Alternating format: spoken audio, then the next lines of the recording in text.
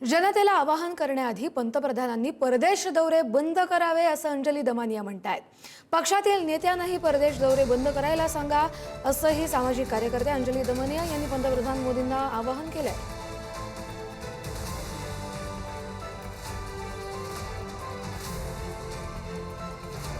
देशाच्या प्रधानमंत्री या पदाचा आदर म्हणून मी कधीही अशी तशी विधानं करत नाही, पण कालचं प्रधानमंत्री मोदी यांचं जे भाषण ऐकलं आणि त्यातनं त्यांनी जनतेला सांगितलं की बाबा इंधन वाचवा, मेट्रोचा वापर करा, गाड्या वापरू नका, सोनं खरेदी करू नका, अगदी इतकंही म्हणाले की तुम्ही तेल कमी वापरा, घरी खाण्याचं तेल, आणि परदेश प्रवास टाळा। पण ते आणि त्यांचा पक्ष काय करतायत ह्याचा त्यांनी काहीच विचार करू नये। म्हणजे काल ते 3 ठिकाणी गेले, तेलंगणाला गेले, बेंगलोरला गेले आणि जामनगरला गेले। प्रत्येक ठिकाणी त्यांनी पब्लिक रॅलीज घेतल्या। आता ते स्वतः चार्टर्ड फ्लाईटने जातात, तिथे गेल्यानंतर 40-50 गाड्यांचा त्यांचा ताफा असतो। तर हे करणं कितपत योग्य आहे? इतकंच नाही तर ते आता शुक्रवारी स्वीडन, नॉर्वे, UAE, इटली अशा सगळ्या परदेश दौरा ते स्वतः करणार आहेत। तर मला हाच प्रश्न पडला एक सामान्य स्त्री म्हणून की बाबा हे योग्य आहे का? प्रॅक्टिस व्हॉट यू प्रीच हे खरं असायला नको का? आणि जर त्यांना तसं करायचं असेल तर त्यांनी तसं स्वतः वागून दाखवावं, आपल्या नेत्यांना सांगावं की यापुढे तुम्ही असे दौरे बंद करा, चार्टर्ड फ्लाइट्स वापरू नका, तुम्ही सामान्य फ्लाइट्सनी जात जा, अगदी जेव्हा फारच गरज असेल तेव्हा वापरत जा। पण तसं होताना दिसत नाही। जनतेला मात्र सगळे सल्ले दिले जातात। दुःख होतंय सगळं बघून।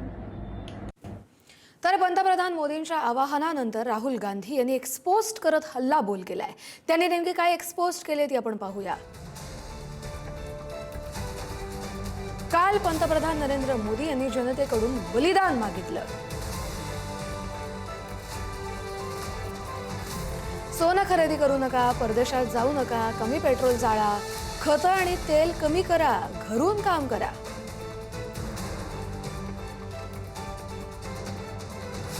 हे उपदेश नाहीत तर हे अपयशाचे पुरावे आहेत असं राहुल गांधी विरोधी पक्षनेते त्यांनी एक्सपोस्ट करत पंतप्रधान मोदींवर टीका केली आहे। 12 वर्षात देश अशा टप्प्यावर पोहोचलाय की जनतेला सांगावं लागेल की काय खरेदी करावं, कुठे जायचं आणि कुठे जाऊ नये। प्रत्येक वेळी ते जनतेवर जबाबदारी टाकतात जेणेकरून ते स्वतःच जबाबदारीतून सुटू शकतील। देश चालवणं आता तडजोड करणाऱ्या पंतप्रधानांच्या हाती राहिलेलं नाही अशी खोचक टीकाही राहुल गांधी यांनी केली आहे। तर निवडणुका संपल्यावर आता संकट आठवलं असं अखिलेश यादव यांनी सवाल करत विचारलंय।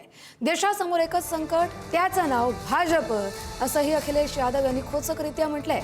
एवढे निर्बंध लागू केले तर $5 ट्रिलियन अर्थव्यवस्थेचं काय असाही सवाल त्यांनी केला।